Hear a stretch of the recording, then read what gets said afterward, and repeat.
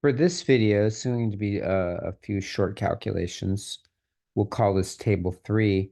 In this one, what we're trying to do is we're trying to figure out how many moles of acetic acid were added to the sodium acetate solution.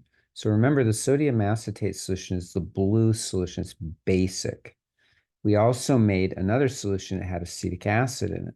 So what we're doing is we're adding 2 milliliters of that acetic acid solution each time that we'd make a measurement, and we end up with a total of 8 added milliliters. So in terms of our calculations, we need to know how many moles of acetic acid we're adding to the solution.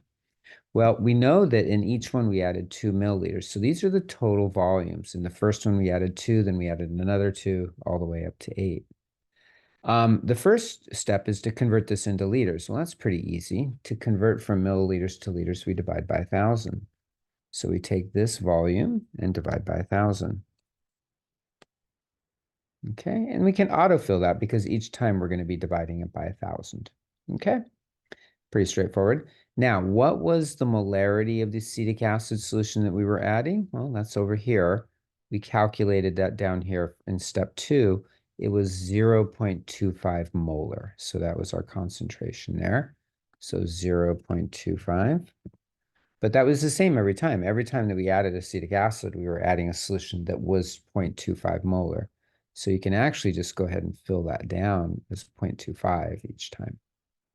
Then to find the number of moles of the solution, okay, all we need to do is take molarity and multiply that by volume. So here's our molarity, multiply that by volume. So equal sign, molarity times volume. Remember, the volume has to be in liters, and then that should work okay. We should be able to autofill that as well. So take a look at how the numbers work out. In the first step, in the first addition, we added 0.0005 moles of acetic acid. Then we doubled it. Then we went up another 0.005 and then another 0.005. Now, those are actually pretty small numbers.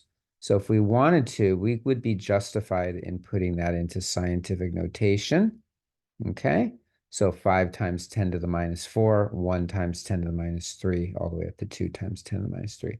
So the solution should be becoming more acidic, right? It's more basic at the beginning and then less basic at the end.